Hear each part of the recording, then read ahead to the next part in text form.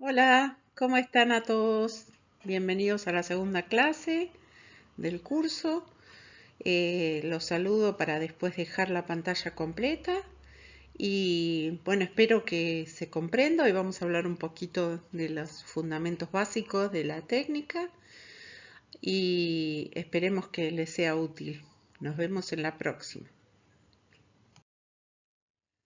Bien, como les contaba recién, vamos a hablar de las bases de la técnica, de los reactivos y componentes que son necesarios para llevarla a cabo, de algunos cuidados que hay que tener. Algunos, todavía no vamos a entrar mucho en detalle de dónde se comercializan y precios, pero algo les voy a comentar. Bueno, vamos a empezar por ver la historia un poco de la PCR. Es conocida como PCR, pero es la abreviatura de reacción en cadena de la polimerasa, que es de alguna manera el que la personificó, de alguna manera lo que hizo fue automatizar el proceso porque la técnica estaba descrita previamente, pero él, Kary Mullis, se encargó de hacerla de la manera automática y luego después fue patentada por Perkin-Elmer como tal. De alguna manera la técnica ya había sido descrita, ahora después les voy a poner el enlace a los artículos previos, pero de alguna manera a gente que trabajaba o cercana a él o junto con él ya habían venido investigando en el proceso de replicación o de tratar de hacer lo mismo que hacía la célula en vivo, pero in vitro. Es decir, que trataban de ver de qué manera podían solucionar o imitar el proceso en vivo en un laboratorio. Gracias a la automatización que desarrolló Kary Mullis y después la empresa donde él trabajaba, que se llamaba Cetus, fueron indispensables, digamos, para comenzar al uso masivo de la PCR, que realmente revolucionó la biología molecular, porque si bien existía formas de replicar ADN a través de la clonación bacteriana, era muy costoso y llevaba mucho tiempo, y la PCR permitió, al menos al principio, ampliar pequeños fragmentos de ADN, no muy grandes. Al principio se podía amplificar hasta 700, 800 pares de bases o nucleótidos. Después con los avances de la ciencia cada vez se pueden hacer más cosas y se han inventado muchas variantes de la PCR, la RT-PCR, la PCR cuantitativa, la PCR primer específica. Bueno, se han ido desarrollando muchísimas variantes de la técnica, pero en sí, digamos, lo que permitió fue su aplicación masiva para amplificar fragmentos de ADN, ¿no? ¿Y por qué uno se preguntaría por qué es necesario amplificar fragmentos de ADN? Porque simplemente si uno hace una extracción de ADN y obtiene una gran cantidad de ADN, ese ADN en realidad es una mezcla del ADN contenido en miles de células, y esas miles de células además tienen muchas moléculas de ADN cada una. Si uno lo piensa, en cada uno de los cromosomas es una molécula de ADN y cada uno de los cromosomas puede contener de 1000 hasta 5000 genes. Entonces, realmente es como si uno quisiera, por ejemplo, amplificar el exón 1 del gen, no sé, de la hemoglobina. Es como buscar una aguja en un pajar, en ese montón de ADN que uno tiene, y lo que permite esta técnica justamente maravillosamente es dedicarse solo a eso, a amplificar ese fragmento y no todos. Bueno, entonces como les contaba, Kary Mullis lo que hizo fue desarrollar la técnica para volverla automatizada, es decir, inventar o diseñar una técnica que podía ser automatizada, porque él lo que hizo fue desarrollar una enzima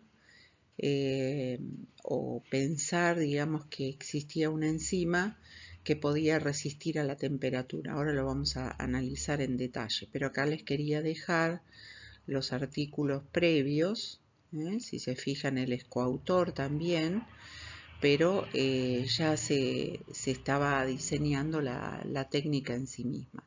¿En qué consiste la técnica? Simplemente en tratar de imitar la replicación de un fragmento de ADN usando calor para separar las cadenas, luego bajar el calor para permitir que los primers o los cebadores se alineen por complementariedad a la región que uno quiere amplificar y volver a subir la temperatura para que se sintetice la hebra de ADN que se está usando de molde. Por supuesto, para desarrollar la técnica hay que cumplir por seguridad normas estándar del laboratorio, evitar contactos con posibles riesgos biológicos. Todo lo que es el ADN debe trabajarse en un cuarto separado donde se trabaja con la amplificación del ADN. Y usar, por supuesto, guantes, batas de laboratorio y demás.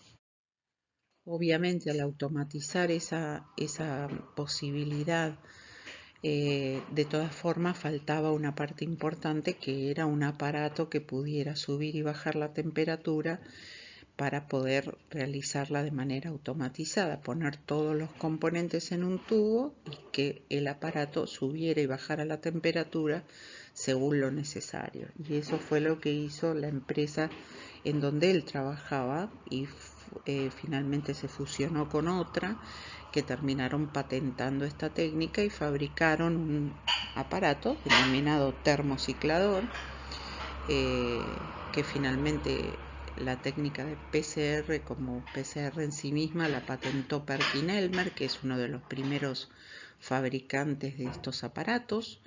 Entonces, cuando uno habla de una PCR o de un aparato de PCR, habla solamente de los Perkin-Elmer, ¿no? Pero bueno, todo el mundo los conoce como PCRs o termocicladores, es la forma en que lo venden las otras empresas. Los precios son sumamente variables, ¿no? Y han ido bajando a lo largo del tiempo porque hoy en día es mucho más accesible que al principio. Al principio costaban $50.000, hoy por ahí por $5.000, $6.000 se consigue una PCR para trabajar.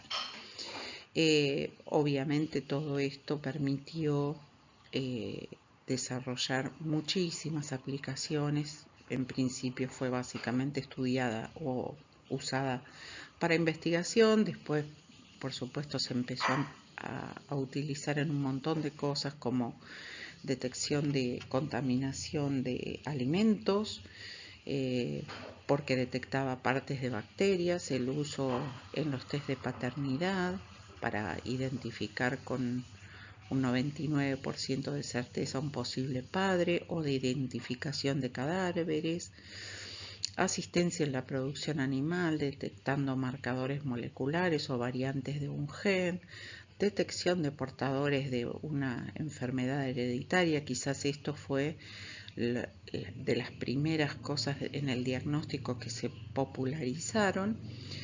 Y por supuesto detección de características de interés productivo en el caso de los veterinarios, ¿no? Que es lo que más nos interesa.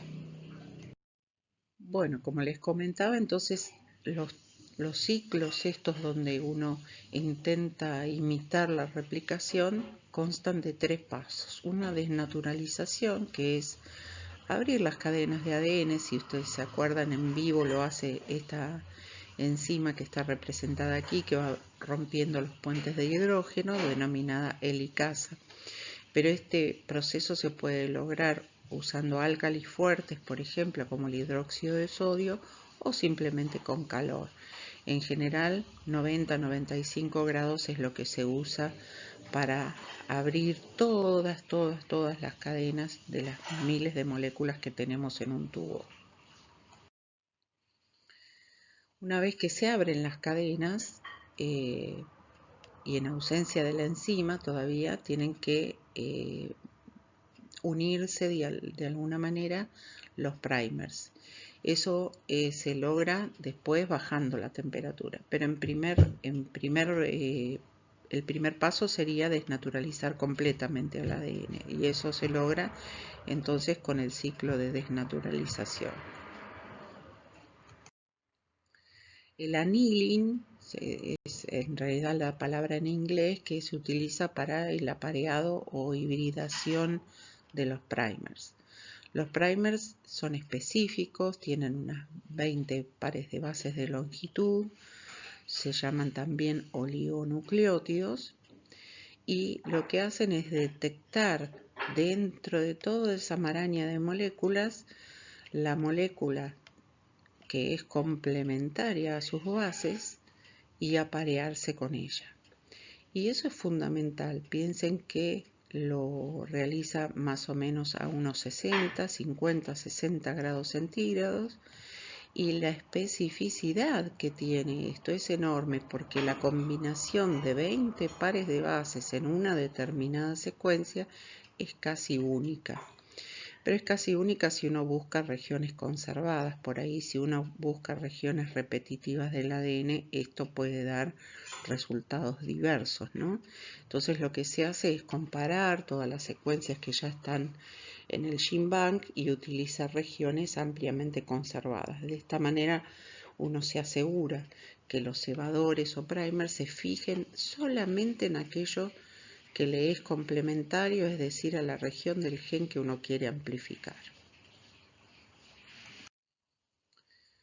Finalmente viene la tercera parte de cada ciclo, que es la extensión, es decir, cuando uno tiene ya la enzima disponible, que en este caso es lo que Kary Mullis detectó, el uso de la Thermus aquaticus o TAC polimerasa, es la forma en que se la conoce, que trabaja en un rango de 70 a 80 grados centígrados. Entonces, la verdad es que esto permitió automatizar el proceso, porque uno pone todo en un tubo y la polimerasa no se desnaturaliza a 90 grados, que es el primer ciclo de desnaturalización. Entonces lo que hace es ir agregando nucleótidos a partir de cada uno de los cebadores y sintetizando las nuevas cadenas a partir de las hebras molde.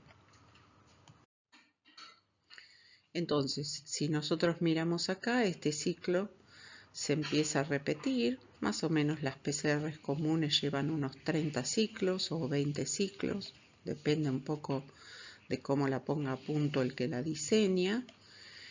Si comenzáramos solo con una molécula, después del primer ciclo obtendríamos 2 moléculas hijas. Recuerden que la replicación es semiconservativa, entonces esta sería en celeste la original y la nueva es la roja. Después ya esto es exponencial, en el segundo ciclo ya son 4, en el tercer ciclo ya son 8, después del cuarto ciclo son 16, y si pensamos en 30 ciclos es 2 a la n cantidades de copias, o sea, millones de moléculas. Aquí vemos lo mismo, esta sería la región molde, la alineación de los primers y finalmente las polimerasa que comienza a sintetizar a partir de esos primers. Fíjense aquí lo que les mostraba. Esta cadena se sintetiza desde este primer hacia allá y esta cadena se sintetiza desde acá hacia allá. Y ahora nos queda esta nuevamente de molde y esta nueva azul de molde, ¿sí? Entonces esta comienza a sintetizarse hasta acá, esta comienza a sintetizarse hacia allá y así sucesivamente. Esas cadenas largas son muy pocas a lo largo de 30 ciclos, después solamente se hacen las moléculas cortas. Bueno, seguimos en el siguiente video.